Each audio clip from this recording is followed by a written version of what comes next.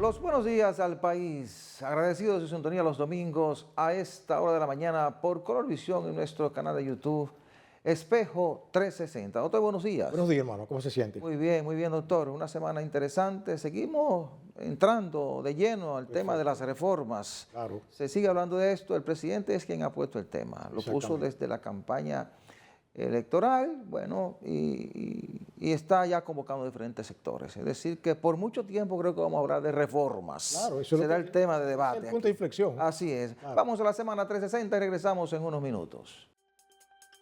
¿Qué tal, amigos? Bienvenidos a este resumen informativo Semana 360. El ministro de Trabajo Luis Miguel de Camps reveló que a más tardar en julio de este año se darán a conocer los resultados del plan piloto voluntario de reducción de la jornada laboral que se inició en febrero. En el plan piloto se propuso reducir la jornada regular de 44 a 36 horas semanales.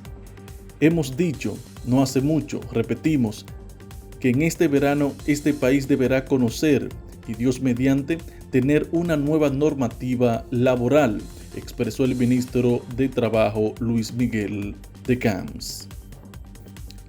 La generación hidroeléctrica entre enero y mayo de este año ahorró al país $89.1 millones en la compra de petróleo en el mercado internacional, según informó el gobierno.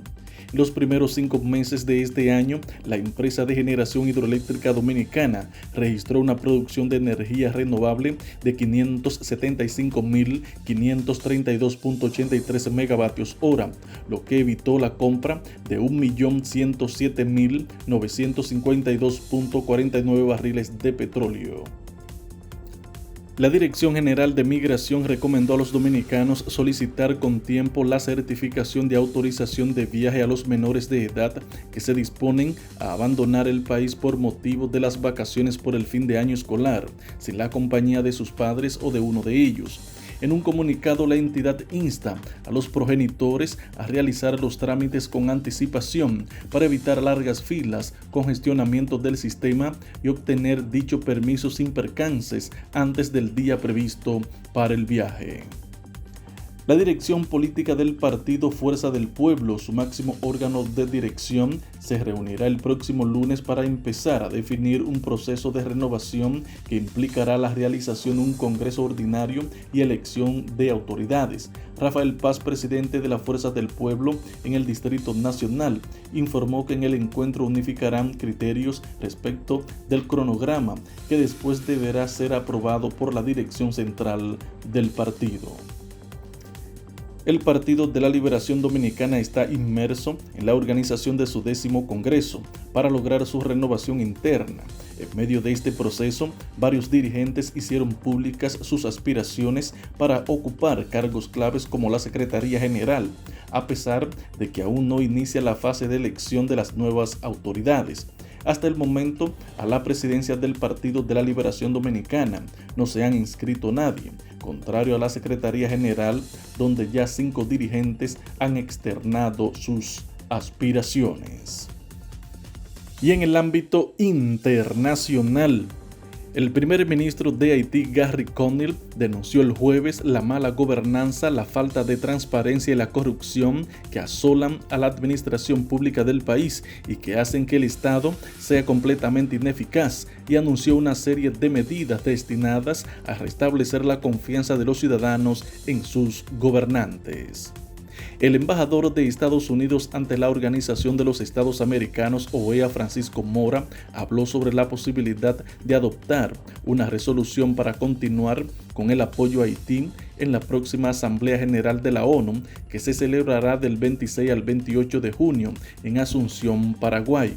Durante una rueda de prensa convocada por el Departamento de Estado de Estados Unidos, el embajador destacó que esta servirá para apoyar a la nación haitiana, especialmente en el ámbito monetario. Hasta aquí el resumen informativo Semana 360. Informó Joaquín Caraballo.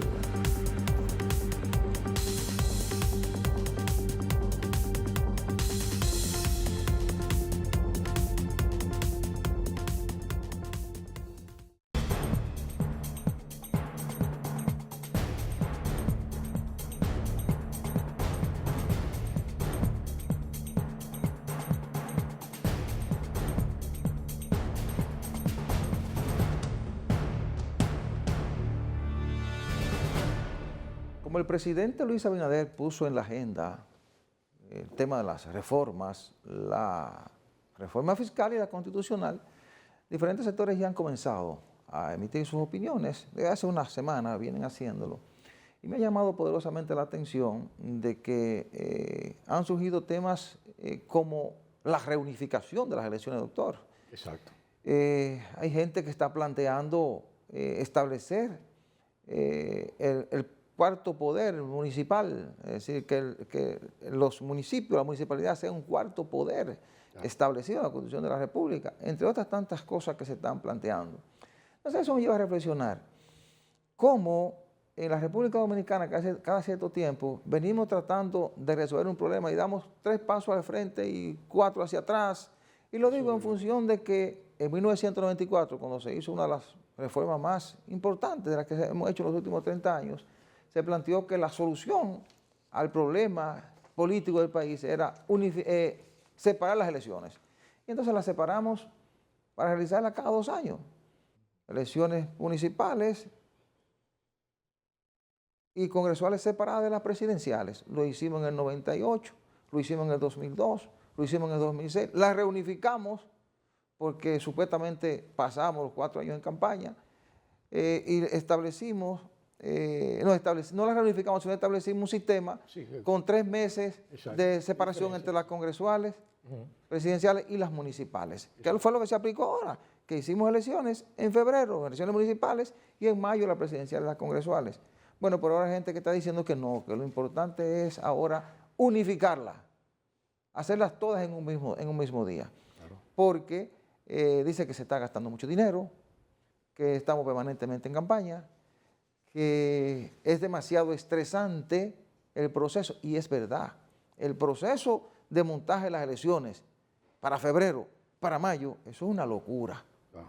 Ahora, lo que me llama la atención es que a veces no nos ponemos de acuerdo en qué es lo que conviene, sino que nos vamos dejando llevar por una corriente.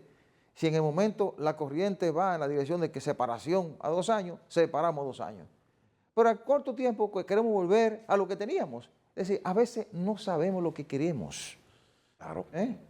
Y eso es complicado para un país. Por eso yo le dije a usted en el programa pasado que aquí vivimos reformando lo reformado a raíz de la caída de la dictadura de Trujillo.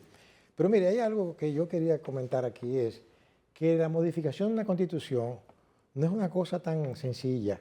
No. Porque fíjese, como se trata de las reglas para aplicarla a todos nosotros, ¿verdad? Las reglas del juego. En esas 39 reformas que ha habido aquí hasta ahora, ¿verdad? Sin embargo, ha habido algunas que son emblemáticas, que yo las voy a citar muy rápido. Por ejemplo, en el 2004, en el 1994, exacto, 1994, hubo una reforma que para mí fue un fallo profundo porque violentó todos los principios constitucionales y jurídicos. ¿Por qué yo lo digo eso? Porque esa constitución fue reformada por la Embajada Norteamericana. Oiga lo que le estoy diciendo, eso yo lo planteo yo, porque yo viví ese momento. La Embajada Norteamericana se encargó de crear una constitución con el solo objetivo de sacar a Balaguer del poder, bloquear que él siguiera ahí. Recuerde que incluso le disminuyó 2 años, pero no es cosa que yo nunca he entendido. Yo estudié Derecho en la más vieja universidad del Nuevo Mundo y aprendí a leer de día. Y yo nunca entendí cómo era que después que una Asamblea Nacional falló diciendo este fue el resultado de las elecciones y le dio hasta un certificado, ¿verdad?, a los electos, resultó que no, que eso no es válido, que ahora lo que va es esto. Entonces, eso tiene un aspecto político, yo lo entiendo, pero no jurídico. Lo jurídico no sirvió para nada. Pero esa constitución estaba llena de errores, de disparates, que fueron heredados, incluyendo el hecho de crearle el Consejo de la Magistratura, que no pudo funcionar correctamente, porque chocaba con cosas que decía la Constitución. Llegó el 2010, que fue más claro, ¿verdad? Fue para mí un cambio real, porque ahí, por ejemplo, claro, tenía sus bemoles y resultó vulnerable, porque aunque se dice que tenía un candado, ¿verdad?, imitando las constituciones, por ejemplo, una vez, era como una segunda vez ya, ¿verdad? Era así. Resulta que eso fue violentado en el 2016 para permitir que la persona que estaba en el... creo que era una sola vez, ¿verdad? Sí, y el nunca más. Sin embargo, eso se violentó. Pero aún así, no conforme con eso, en el 2019 hubo otro intento, esa no se dio, porque ahí había problemas de tipo político también. Y hubo presión de parte incluso, pero de Estados Unidos. No se le dio, exacto, que interviene el poder imperial. Claro. Como siempre, los americanos siempre han estado metiendo la nariz en toda parte del mundo. Sí. Eso es un problema, esa gente son una cosa terrible. Entonces, ¿qué resulta? Que nosotros, sin embargo, vemos, como en el caso de, a mí me gusta citar a veces a Venezuela, Chávez modificó la Constitución en 1999 y creó una Constitución nueva, ¿verdad? Que creó una serie de cosas que cerraron la puerta a todo el mundo, los partidos políticos desaparecieron. Pero resulta que Chávez intentó en el 2007 modificar esa Constitución. Oiga usted, pero era que estaba buscando más poderes. Y resultó que siendo Chávez el poder total, lo sometieron al referéndum y el referéndum le dijo que no. Usted comprende, con una pírrica diferencia, 50 puntos y tanto que no, 49 puntos y tanto que sí, lo que significaba una división de la sociedad, pero la gente expresó. Entonces, yo digo que la figura del referéndum, y ahora voy al presente, está contemplada en la Constitución del 2010.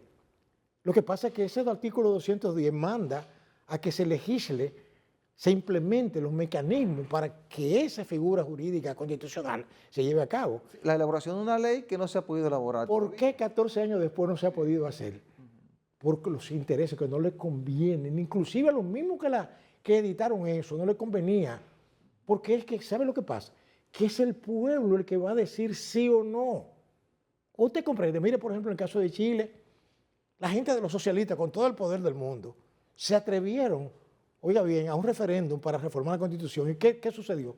Le dijeron que no. Lo perdió. Sí, claro. Entonces lo que quiero decirle a usted es que el que verdaderamente sabe lo que tiene que hacer es el pueblo, no un grupo de burócratas, no un grupo de políticos, en este país nuestros politiqueros, más bien, no un grupo de ricos, no un grupo de industriales, del otro, no. El pueblo llano, que es la mayoría, ¿verdad? El que coge lucha. No es que no tengan derecho, eso que yo mencioné, pero tienen que sumarse a los mismos procedimientos que todo el mundo. Entonces, hay referéndum que son aprobatorios, otros son revocatorios. Aquí no existiría el revocatorio porque incluso el mismo, en Venezuela existe el revocatorio y Maduro no se atrevió a convocarlo. ¿Usted sabe por qué? Porque sabía que lo iban a sacar. ¿Usted entiende? Sí, por el nivel de rechazo que ha acumulado. Lo estoy diciendo. Entonces, aquí, por lo menos, el referéndum aprobatorio, como ellos le llaman plebiscito, pero hay diferencias, ¿verdad? Ciertas, sutiles. Yo creo que aquí debería lucharse para que se implemente el referéndum, para que se diga a la gente, mira, esto es lo que va. Darle la oportunidad a la población de que decida realmente si quiere o no que se haga una reforma constitucional. No dejárselo a los legisladores, no. Inclusive, si es posible, elegir constituyentes, pero no constituyentes como para una nueva constitución, sino los que van a reformar. Bueno, habría que hacer una reforma profunda antes de la Constitución, porque la actual establece que son esos convertidos en asambleístas. Por eso inicio diciendo que no es tan sencilla una modificación constitucional. No es tan sencilla. No es tan sencilla. Por más genio que hayan aquí, de que constitucional, que la realidad material es otra. Si se meten en eso, se van a pasar los 4 años de presidente Abinader y no van a poder hacer nada, aunque tenga la mayoría. Sí, aunque tenga la mayoría, va a tener mucha oposición de parte de sectores políticos estoy diciendo que están desde ya opuestos a que se toque. Y los económicos también. Y la gente del poder fáctico, y la gente que tiene poder sin ir a elecciones, tiene todo el poder del mundo y deciden cosas aquí. Sí. Eso no está fácil. No va a ser muy fácil para el gobierno la reforma constitucional, tampoco la fiscal. ¿No? La fiscal, pero la fiscal también hay un problema. Y es, por ejemplo, en el caso del hoyo eléctrico, yo me puse a investigar y el asunto es que ahí el problema es un déficit permanente que se come los ingresos del Estado. Sí. Es así. Vamos a hacer una pausa para que hablemos un poco de eso, del hoyo eléctrico y las dificultades, ¿verdad?, que tiene el sector. Vamos a la pausa, regresamos en breve.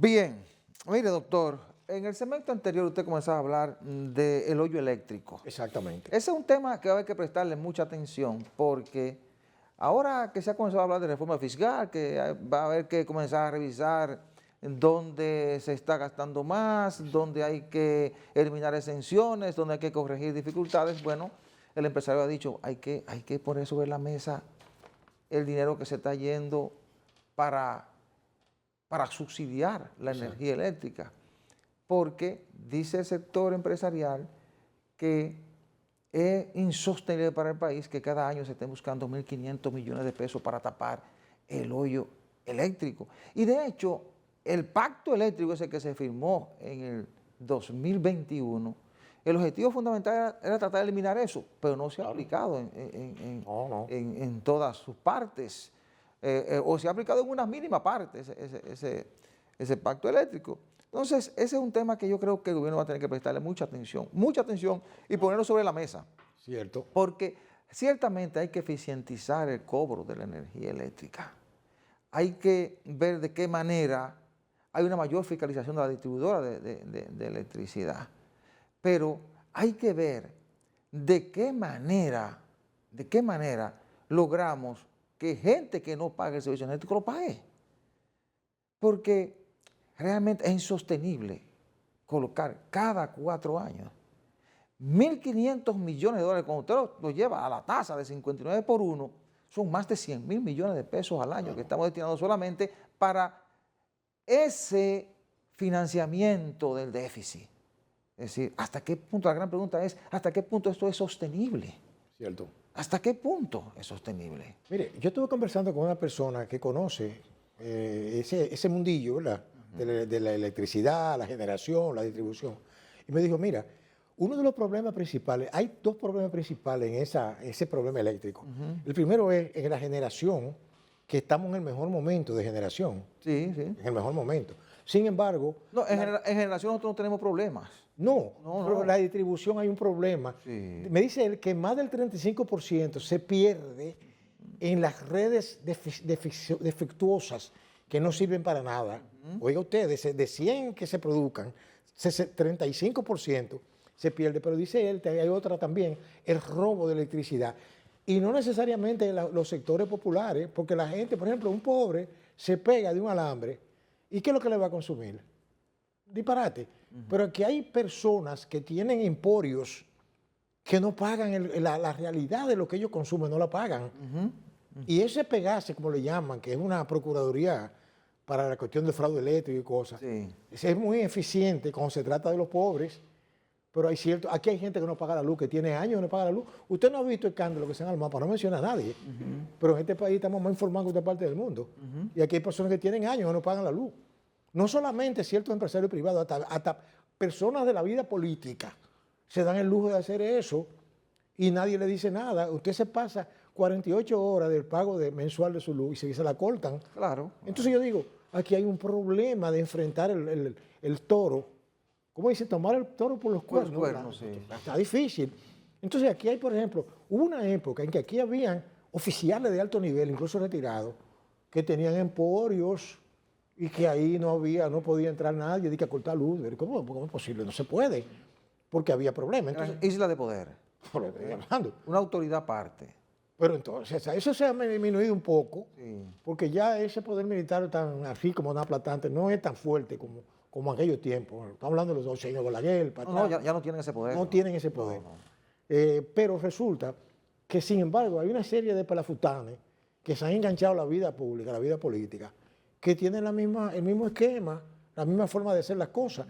Entonces, aquí hay muchas empresas también, industria. Hay muchas industrias. Voy a decir una cosa, yo defiendo el poder empresarial, pero el poder empresarial que se enmarca dentro de las reglas del juego, ¿verdad? Que cumple con sus obligaciones, que son la mayoría. Sí. Pero ahí hay ciertos sectores que hacen y deshacen y nadie le puede decir nada.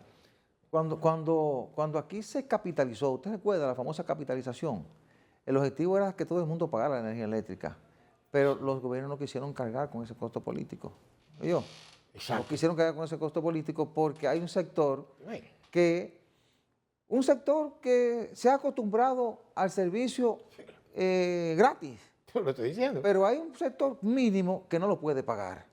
Exacto. Entonces, parece ser que los gobiernos, como te digo, no quisieron en ningún momento entrar en ese terreno porque entendían que tenía un costo político muy elevado y decidieron no cobrarle a todo el que recibe el servicio energético, además de que implicaba una serie de acciones que parece ser que no estaban preparados para implementarla en ese momento. Pero eso, aparte de una injusticia, es un insulto a la gente común que dobla el lomo para pagar los chelitos, ¿verdad? De la poca luz y mala, de mala calidad que recibe. Entonces yo digo lo siguiente, por ejemplo, hay sectores aquí que yo no estoy de acuerdo. Yo creo que todo el que consuma algo tiene que pagarlo. Claro que sí. Eso es así. Yo no creo en ese populismo de que a los pobres, no, espérate. Que todo el mundo, si usted consume luz, es porque usted está recibiendo un servicio. Ahora, usted mencionó uno de los factores que ha también influido, y es lo siguiente, y lo quiero aclarar aquí, y es que la inversión que se debe hacer en ese sector eléctrico no se hace. Porque, por ejemplo, el Estado estatizó nueva vez la distribución. Recuerde que había una mafia también antes de eso. Y entonces yo creo que fue el presidente Hipólito que cortó con eso y creó entonces la EDE, ¿verdad? Me parece, o las capitalizó. La capitalizó, la reasumió. Estatizó. Se capitalizó en el gobierno del presidente gente, Fernández. Sí. Sí. Mucha gente critica al Estado, pero es que yo siempre he dicho que el Estado es un buen administrador. Lo que pasa es que tiene que tener administradores que sean leales al servicio público. ¿Usted comprende? Que no se aprovechen. Pero el Estado sí, porque el Estado tiene todo el poder para hacer y no hacer. ¿Usted comprende? Entonces yo creo que las EDE, hermano, aunque alguien dice, no, porque están buscando que se privatice tanto la producción como la distribución. Hay ejemplos aquí de cosas privadas que funcionan a la perfección. Codetel, por ejemplo. Mencioné esta marca, que me perdone lo del anuncio. Pero resulta que si usted no paga, usted le cortan. De inmediato. Y usted recibe un servicio permanente. Claro, claro. Yo tengo más de 40 años siendo cliente de esa gente y yo no me quejo. Mire, hay 200 cosas por ahí, pero yo no me voy porque tienen un servicio, ¿verdad? Hacen su disparate de vez en cuando, pero es lo que le quiero decir, que si eso se eficientiza, el hoyo eléctrico tiende a desaparecer. Sí, hay que poner sobre la mesa y hablarle claro a los diferentes sectores qué provoca ese hoyo eléctrico Claro. y cómo se pretende resolverlo. Y a partir de ahí ver de qué manera se disminuye. Porque quizás siempre haya que buscar un dinero para subsidiar, porque hay una franja que realmente hay que subsidiarla, que es las personas que son muy pobrecitas, que no pueden pagar. A esa habrá que subsidiar de alguna forma y está, creo que en los planes eso del gobierno, en la famosa tarjeta esa que le dan a los más pobres, está incluido ese subsidio al servicio energético. Pero habrá que disminuirlo a la mínima presión porque el déficit es muy elevado. Es muy elevado y entonces hay que ir reduciéndolo poco a poco, de manera paulatina. Y usted sabe que fastidia también el bolsillo de la gente común. El asunto de que hay un segmento que no paga, y entonces las compañías distribuidoras le cargan a uno esa factura. Sí, y las empresas distribuidoras trabajar con el personal necesario, no tener una nómina súper abultada. Cierto, y además también ellos a veces cobran, digo, con proyecciones, y eso en España acaban de condenar a Unión Fenosa por eso, porque se ponen a cobrar cosas que no han sido todavía, proyectando y que lo consumo. Ese tema es medio complicado. Yo sé que habrá que marcharle a eso con decisión. Es uno de los temas importantes para este gobierno. Y ya los sectores de poder han comenzado a presentar presiones porque se está hablando de reforma. Entonces han dicho, bueno, vamos a corregir los problemas que nos permitan ser eficientes. Uno de los problemas que venimos arrastrando es este. Vamos a resolverlo, como el tema del hoyo eléctrico, que es de 1.500 millones de dólares. Vamos a hacer la pausa, regresamos en unos minutos.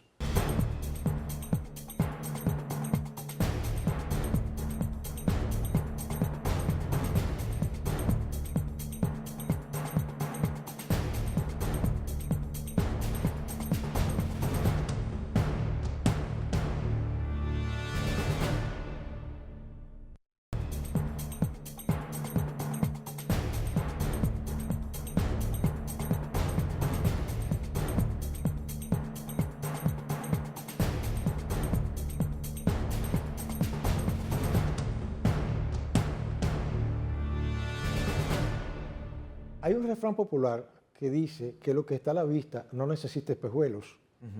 Y eso yo lo aplico a la realidad de la justicia nuestra en estos tiempos y las persecuciones en cuanto a la corrupción. Yo estoy de acuerdo con que se persiga la corrupción, como es lógico, como se persigue que se roba un racimo de plátano también, Sí, sí. ¿verdad? Y al que se roba miles de millones. Pero la justicia dominicana realmente necesita como una intervención quirúrgica profunda. Sí. Se lo dice un abogado de más de 45 años en esto, que salí, gracias al Señor, me salí de eso, porque de verdad que nunca he creído en eso. Oiga, como yo le digo, eso.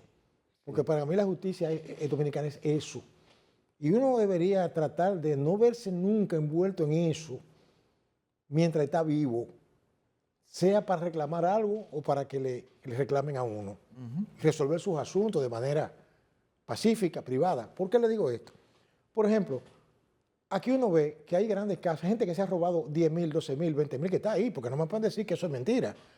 Porque uno se puede preparar un show mediático en base a una falsedad. Lo que pasa es que el problema es la selectividad que hay con eso. Porque entonces aquí uno observa, y por eso hablé de los espejuelos y la vista y la cosa, que nada más se persigue un segmento. Pero ven acá, pero entonces, y los otros segmentos han sido santos varones. Aquí todo el mundo ha sido un muchacho bueno, usted comprende, que va a misa los domingos, confiesa y comulga. Entonces, los otros son los verdaderos, los últimos delincuentes. Aunque claro, uno dice, bueno, es delincuente cuando te prueben eso en un tribunal. Ya. Como es lógico, con la presunción de inocencia. Pero lo que quiero decirle es que para mí la justicia, aparte de que no es confiable, también se politizó profundamente. Se politizó. Yo no estoy diciendo que el gobierno tenga la culpa de eso, porque aquí se habla de que hay 3 poderes del Estado. ¿Usted comprende? Constitucionalmente es así. Dicen, La Constitución lo establece. pero eso lo dice el papel. Porque fíjese cómo, por ejemplo, un individuo que andaba en una caravana, y yo lo puedo decir que no soy de ningún partido, ni me interesa, en una caravana buceando, se baja de la caravana, se quita una gorra y va a ser juramento como presidente de la Suprema Corte de Justicia. Por Dios, pero es un insulto. Porque por lo menos guarden las apariencias, ponte otro. Creo que usted me está entendiendo. Aquí lo que pasa es que nos gusta mucho, como el avestruz, meter la cabeza en el hoyo y dejar el cuerpo afuera.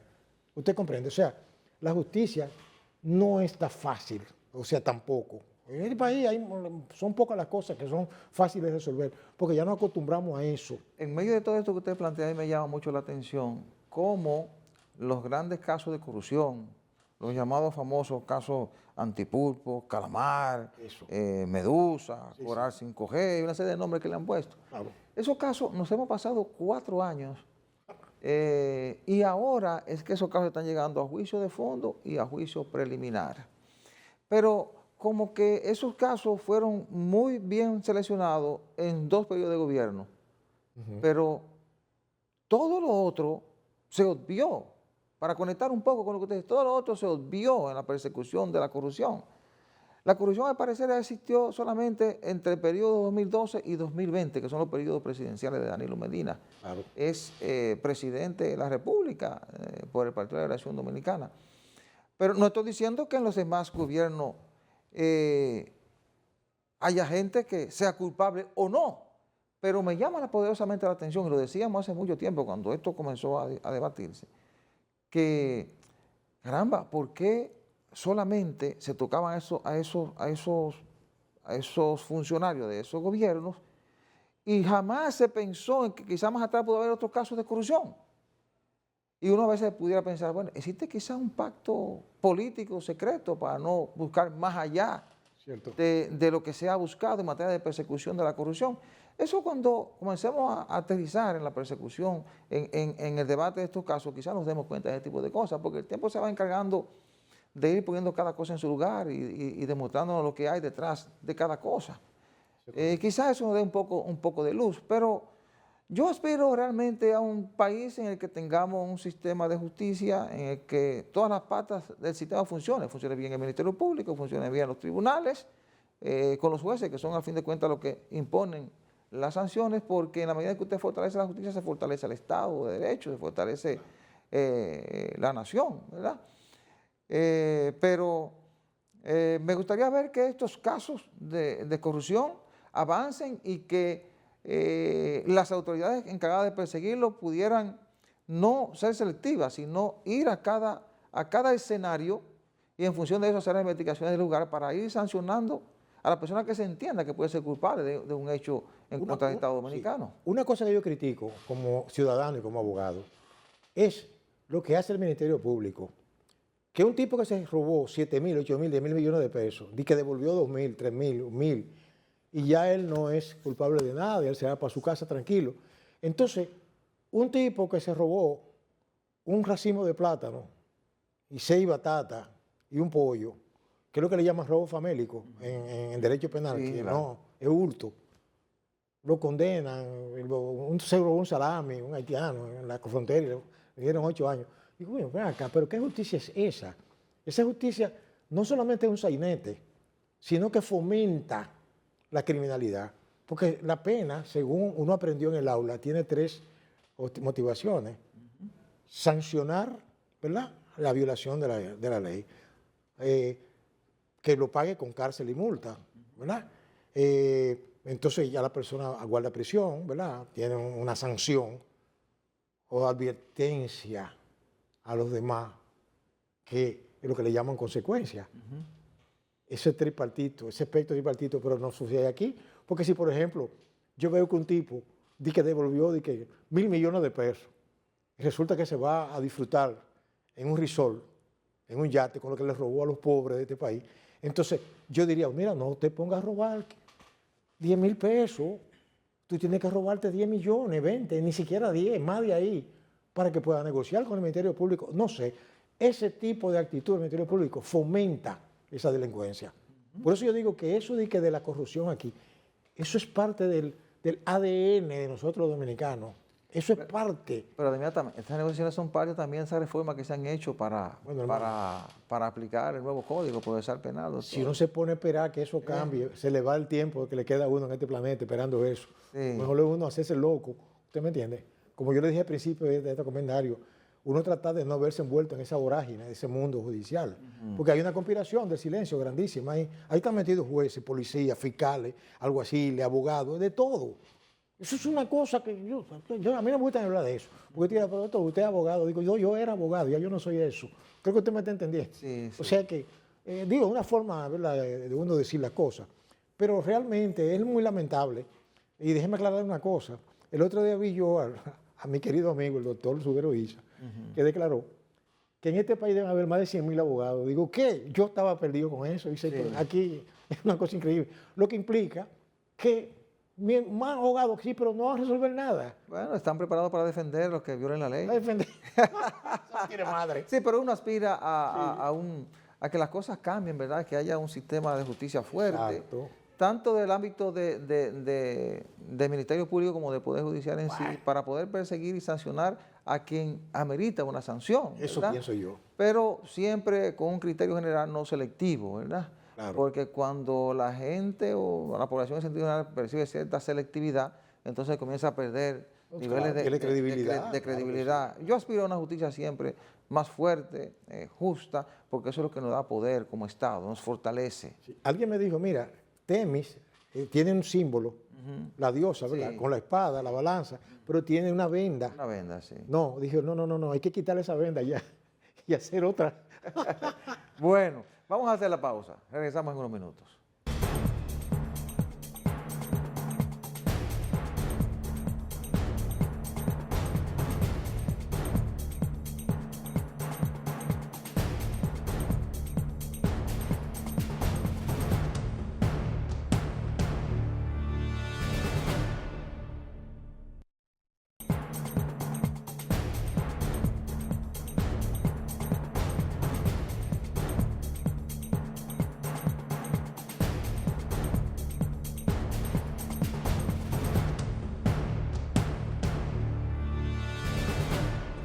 El presidente Luis Abinader abrió una puerta peligrosa cuando dijo, terminando las elecciones, que él iba a decidir temprano el relevo dentro del Partido Revolucionario Moderno.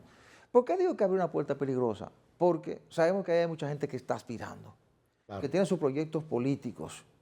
Y si usted abre esa compuerta temprano, eso va a poner en el escenario de la competencia a gente que debe estar concentrado, ayudante a gobernar desde el estamento de poder que dirige, porque muchos de esos aspirantes presidenciales o son ministros o son directores generales, tienen funciones importantes en el gobierno. El presidente hizo una reunión con varios de ellos y parece ser que el criterio que se acordó ahí fue que esos proyectos se paralicen y que hasta el 2026 no haya ese movimiento interno y que a partir de ahí pues ya comiencen a trabajar esos proyectos. Pero parece que las cosas no son así. Sí. Porque yo tengo el dato de que hay aspirantes, personas que tienen sus proyectos, que se están reuniendo con muchos de sus cuadros políticos, claro, creando sus estructuras, que están saliendo a trabajar, es decir, que no van a cumplir con eso. Entonces, eso es un riesgo para un presidente que va a un segundo mandato constitucional, que no ha comenzado el segundo mandato, ya tiene cerca de 21 aspirantes en ese partido, que hacia afuera te dicen, no, hay que concentrarse a gobernar, pero por lo bajo están trabajando con su gente, montando estructuras, y si están montando estructuras van a salir a trabajar. Ahora la gran pregunta es, ¿con qué van a financiar esos proyectos?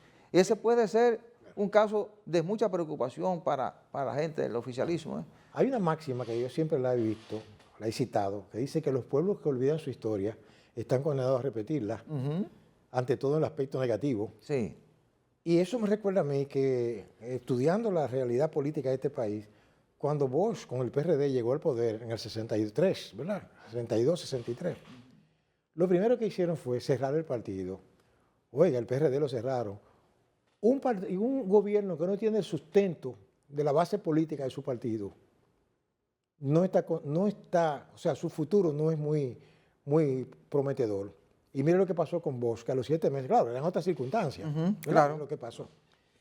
Usted dirá, bueno, ¿por qué pasó aquí? O porque el PRD, que es madre nutricia de lo que está en el poder actual y de los opositores, todo el mundo que está aquí en política viene del PRD. Esa es la madre creadora, ¿verdad? Todo. Oiga usted, tienen que recordar que precisamente las nefastas tendencias fue la que destruyó ese partido. Aquí se olvidan de eso. La tendencia de Peña, la tendencia de Jacobo, la tendencia de Jorge Blanco, la tendencia del otro. Entonces, eso desarrolla esas apetencias que ciega, ¿verdad? Enceguece a lo que creen que ellos son lo que tienen en sus manos, ¿verdad? El poder decisorio y decisivo, y que van a ser favorecidos con el voto popular. E ignoran que las cosas están cambiando continuamente. Entonces, yo creo, y esto ya uno como ciudadano lo opina, de que el presidente actual es una persona inteligente y sabe, yo no lo conozco personalmente, nunca he hablado con él, pero me imagino por lo que él dice y hace, aunque es como ser humano comete sus errores, claro, pero tiene que saber muy bien esas historias. Además, él es hijo de un político que fue muy importante aquí, que fue el señor Rafael Abinader, sí, que fue una persona que, aparte de que era un político, era académico, era una persona que hizo su aporte. Es así. Sí, entonces, como te digo, la cuestión es que deben tener mucho cuidado en ese partido para que el fantasma de la división no se aposente dentro de ellos con la creación de tendencias. Y otra cosa peligrosa que usted la ha mencionado aquí en un par de ocasiones, y es el asunto de que tienen ministerios, tienen poder, ¿pero para qué? Para manejar los recursos del Estado. Porque nadie puede prohibir que cada cual aspire lo que él quiere. No, y el gran peligro es que si tú permites que esos proyectos se desarrollen desde las instituciones públicas, comprende, te pueden poner en peligro un activo del presidente Luis Abinader, que llegó sobre la base de la lucha contra la corrupción. Llegó sobre la base de que va a imponer una política de transparencia. Claro, el que quiera aspirar, que aspire, pero fuera del esquema. Sí. ¿Te comprende? Y agréguele a eso que el presidente Abinader necesita concentrarse a gobernar, necesita presentar resultados al final de este segundo mandato. Yo le mencioné el primer gobierno del PRD, que viene siendo el tatarabuelo de esta gente, ¿verdad? En el punto de vista popular. Porque hay que mirarse en ese espejo. En la falta de un respaldo partidario, porque no tenía un partido que lo apoyara. Fíjense que todos los dictadores llegan al poder, hacen un partido único. Trujillo, el Partido Dominicano. Fidel Castro, el Partido Comunista Cubano. El otro partido. ¿Por qué? Porque ellos saben que necesitan una base política. Claro, estamos en una democracia. Entonces, como estamos en una democracia, todo el mundo tiene derecho a aspirar. ¿Verdad? Derecho al voto, a elegir y ser elegido. Pero cada cual lo puede hacer rascándose con sus propias uñas. ¿Usted comprende? Que no es fácil. ¿Qué? No es fácil, doctor. No es fácil. Pero yo creo que el presidente tiene una buena base. Su partido está bien cohesionado. Tiene una buena base dentro del partido. Ahora, el peligro está en que no haya una concentración en el ejercicio de poder para que tú puedas presentar resultados al final de la jornada, que es lo más importante y lo que le pudiera permitir a ellos tener ciertos resultados a la hora de volver a presentarse en el proceso electoral. ¿Ya? Claro, pero también no olvide de que las causas que crearon la aparición de este partido, de PRM, fueron las divisiones internas del PRD. Fíjense bien, y creó esa división otros partidos. Bueno, aquí deben haber como algunos 10 o 12 partidos políticos que se derivaron de ahí, fueron producto de eso. ¿Por qué? Por la división interna, porque no había una coherencia conceptual, ¿verdad? De todo aunados en un esfuerzo común, ¿verdad? Que es lo que tienen otra. Además hay que pensar también de que el proceso sociológico sigue diríamos, sigue funcionando y uno no sabe lo que puede suceder en este tiempo. ¿Qué surge? Sí, pero la presentación de proyectos será inevitable, de precandidatura será inevitable. Ahora, lo que sí tiene que tratar el presidente es que se puedan postergar un buen tiempo para él, yo insisto en esto, para él tener el tiempo suficiente, la redundancia, para gobernar, para tratar de resolver ciertos problemas del país. Sería lo deseable.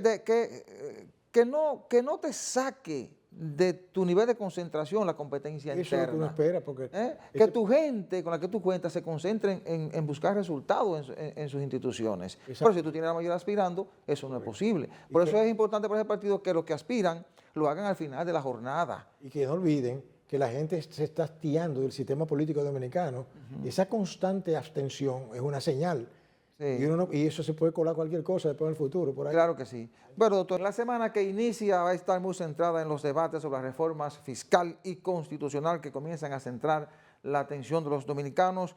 Otro tema de gran interés para los dominicanos es el recrudecimiento de la violencia en Haití y la inminente misión de pacificación. También las expectativas de cambios en el gobierno centrarán la atención de los dominicanos. Hemos llegado al final del programa. Muchísimas gracias por su atención. La cordial invitación para el próximo domingo a la misma hora y por este canal. Buena suerte, buenos días.